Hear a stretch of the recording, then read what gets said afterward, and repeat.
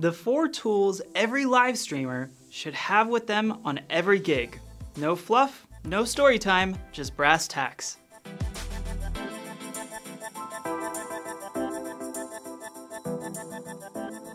Hey there filmmakers and live streamers, Zephin back here again with another live streaming video to talk about 4 tools that I think every live streamer should keep in their bag, Pelican, or whatever you use to transport your gear.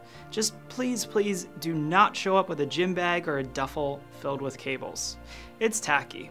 Okay, moving right into the meat of this video because I don't want to waste any time. Smash that like and subscribe button below for me as a way to say thank you in advance, Zephin, for not wasting our time.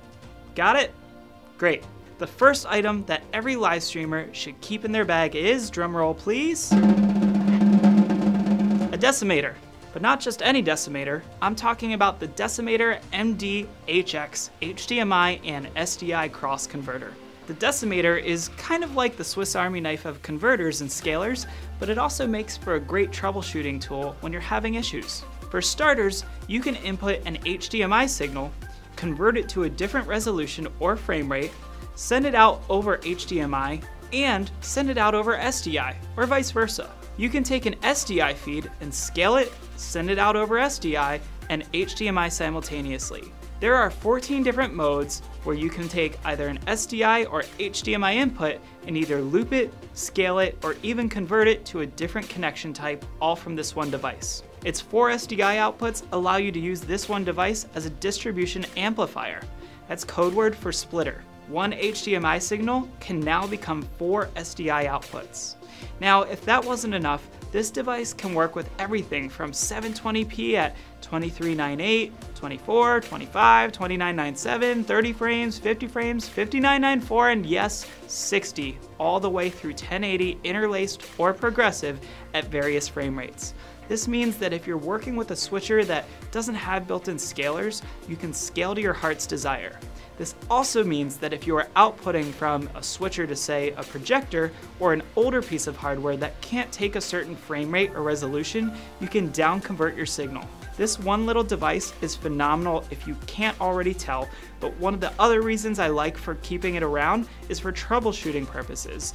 It's because it can output a color when it is not receiving a video signal, meaning I can use this one little device to send a test signal out to a monitor or anything else. It also has an LCD screen that tells you what signal resolution and frame rate it's receiving.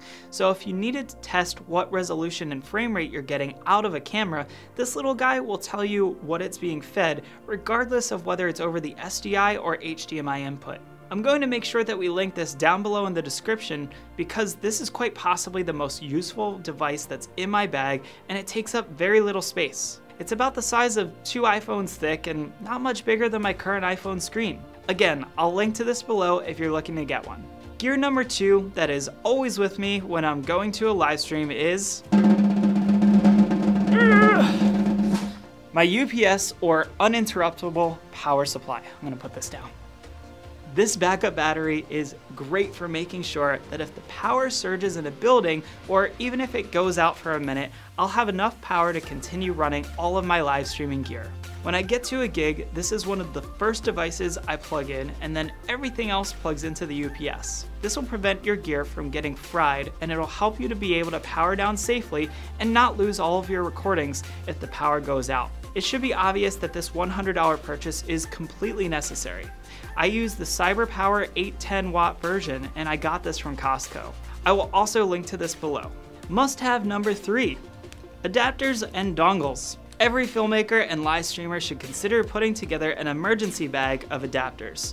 Everything from USB-C to HDMI to USB-C to Ethernet adapters. I even keep a spare Cat6 cable in my backpack so I'm never caught without a wired internet connection. Some other things that you might want to include are an SD card reader, a flash drive with both a USB-C and USB-A type connector, yep, people still use them, a PowerPoint clicker remote, extra external solid-state hard drives, clamps, gaff tape, and spike tape. I'll link to all of these items below the video if you're looking to get the ones that I use and trust.